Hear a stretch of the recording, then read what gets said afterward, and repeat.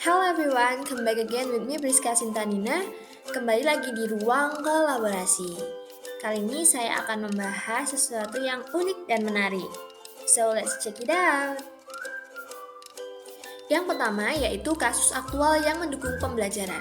Nah, di abad 21, peserta didik itu dituntut untuk aktif karena pembelajaran tidak lagi teacher-centered but student-centered. Jadi kasus aktual yang mendukung pembelajaran itu satu, pembelajaran berpusat kepada peserta didik dengan model pembelajaran PJBL atau sering kita sebut project based learning. Jadi peserta didik diorientasikan terhadap suatu permasalahan atau masalah atau isu-isu yang ada di lingkungan sekitar sesuai dengan topik atau tema pembelajaran hari ini. Lalu peserta didik bekerja dalam suatu kelompok untuk menyelesaikan masalah tersebut melalui proyek. Nah, PJBL itu sendiri karena berbasis membuat proyek ya, jadi memerlukan waktu lebih dari 1 kali meeting. Yang kedua adalah memberikan ice breaking untuk meningkatkan motivasi peserta didik. Sering kita temui di kelas peserta didik itu memiliki motivasi yang berbeda-beda. Oleh karena itu, pemberian ice breaking itu dapat meningkatkan motivasi peserta didik. Yang ketiga, menggunakan media pembelajaran berbasis teknologi. Nah, pembelajaran berbasis teknologi adalah salah satu pembelajaran yang disarankan untuk diimplementasikan di era abad 21 supaya peserta didik lebih termotivasi dalam belajar dan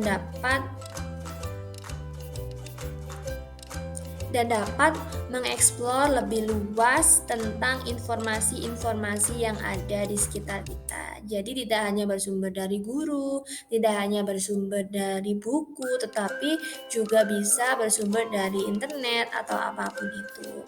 Lalu menggunakan media pembelajaran berbasis teknologi itu juga memberikan banyak keuntungan karena dapat diakses kapanpun dan dimanapun melalui handphone kita or laptop or anything that connected with internet or anything that we call it as technology.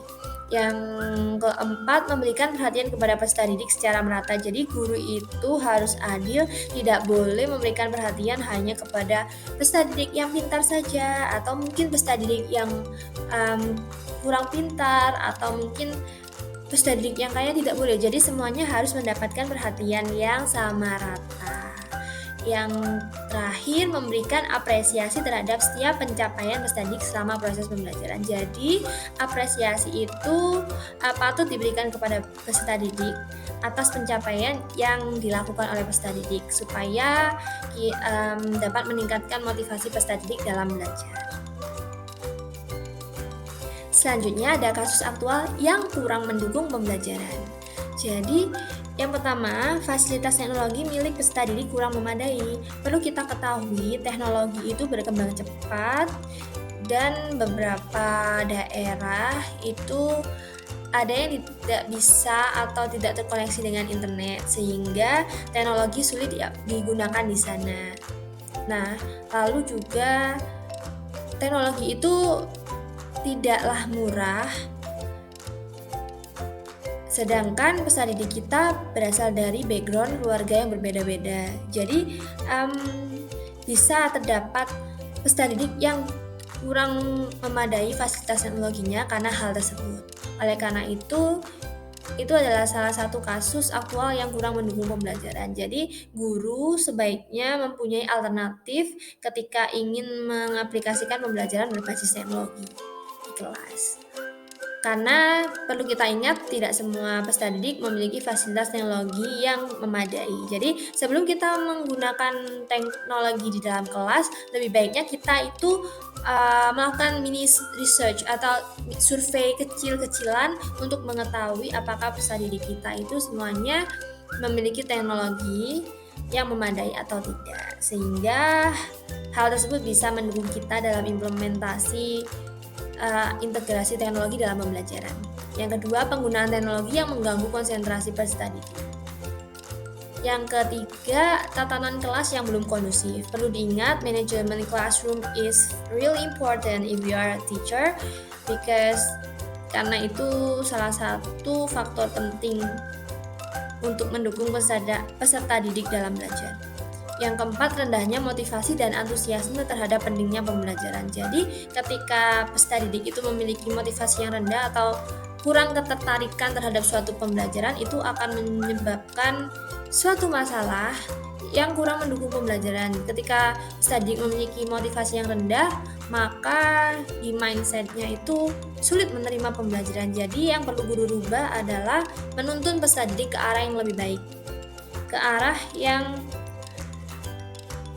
lebih baik dengan memberikan motivasi yang mendukung seperti memberikan ice breaking, memberikan apresiasi dan lain-lain supaya peserta didik itu memiliki semangat atau motivasi yang tinggi. Atau mungkin kita bisa menerapkan pembelajaran sesuai gaya belajar peserta didik tersebut dan minat ataupun kesukaan peserta didik tersebut, sehingga motivasi peserta didik tersebut bisa naik dan akhirnya bisa belajar dengan baik dan mencapai tujuan pembelajaran yang optimal. Yang terakhir, keterbatasan fasilitas pendukung pembelajaran seperti LCD dan lain-lain.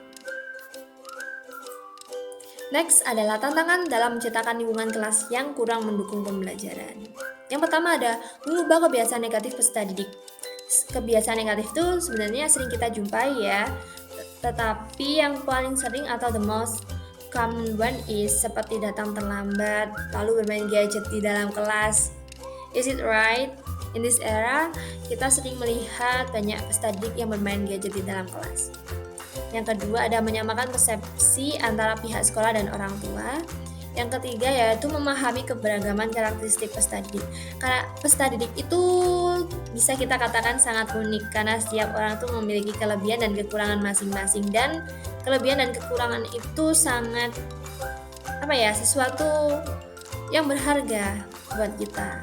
Kita tidak boleh memandang kelebihan itu sesuatu yang sangat baik dan kekurangan itu sesuatu yang sangat buruk, karena sejatinya kelebihan dan kekurangan kita itu adalah sesuatu yang sangat unik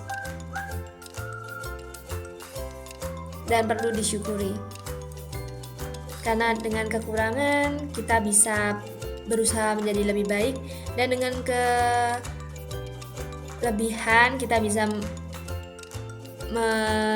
mensyukurinya, dan kita juga bisa mengamalkannya. Seperti contohnya kalau kita memiliki kelebihan seperti kepandaian atau apapun, kita bisa memanfaatkannya dalam hal kebaikan, seperti kita bisa menyalurkannya dengan cara mengajari teman kita atau apa. Jadi kelebihan dan kekurangan itu adalah sesuatu yang sangat indah dan harus disyukuri. Yang terakhir yaitu menyesuaikan penggunaan media pembelajaran dengan kebutuhan dan karakteristik peserta didik. Jadi guru dalam memilih media pembelajaran itu tidak hanya asal pilih, jadi melalui tahapan atau seleksi yang cukup menguras tenaga, tapi semua itu demi peserta didik supaya dapat mencapai tujuan pembelajaran yang optimal. Karena tugas guru di sini adalah menuntun peserta didik dengan trilogi Ki Hajar Dewantara, yaitu Ingarso Sung Tulodo Ing Madya Mangunkarso Tuturi Handayani. Dan dalam penerapan hal itu kita menggunakan sistem ngemong, yaitu tidak boleh marah-marah, harus sabar.